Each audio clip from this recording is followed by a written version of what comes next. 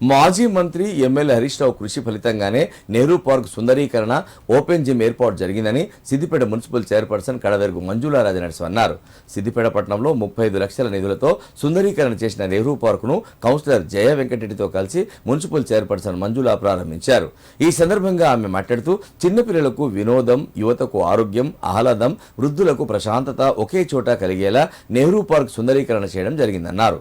Ward ప్రజలకు దసరా కానుకగా నెహ్రూ పార్కును ప్రారంభించడం జరిగిందని తెలిపారు. ఈ పార్కును వార్డు ప్రజలందరూ సద్వినియోగం చేసుకోవాలన్నారు. పార్కు సుందరీకరణకు సహకరించిన హరీష్ రావుకు మున్సిపల్ చైర్మన్ పాలకవర్గానికి కౌన్సిలర్ జయ ధన్యవాదాలు తెలిపారు.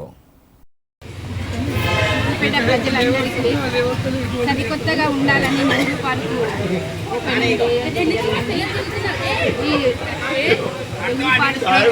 పొద్దున లేచి వాకింగ్ కావచ్చు, సాయంత్రం కాలం పిల్లలను తీసుకొని అలా చేసే గడిపేసి పోవడానికి, పెద్దవాళ్ళకైనా కానీ చాలా సేపు కూర్చోవడానికి ఇప్పుడు బయట అరుగులు లేవు, బయట కూర్చోవడానికి ప్లేస్ లేదు కాబట్టి ఈ నెహ్రూ పార్క్ ఉపయోగించడం జరిగింది.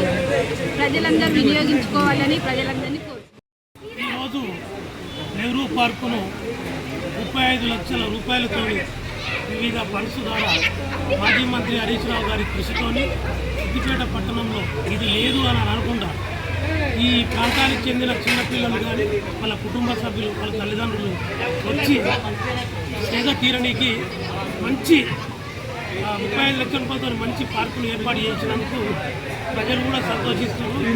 మా పురపాలక సంఘం ద్వారా ఇటువంటి ఇంకా కూడా వివిధ ఏరియాలల్లో ఖాళీ స్థలాలు ఉంటే చక్కదనం, పచ్చదనం దాన్ని చెప్పడానికి కానీ ఈ ఆహ్లాదకర వాతావరణం ఆ ఏరియాలకు పెంపొందించడానికి కానీ తడి చెత్త పొడి చెత్త చేయడానికి ఇటువంటి పార్కుల ద్వారా వాళ్ళ తల్లిదండ్రులకు, పిల్లలకు అందరికీ నేర్పించడానికి ఈ వాడకట్టుకు సంబంధించిన పెద్దల సమక్షంలో ప్రారంభించుకోవడం జరిగింది.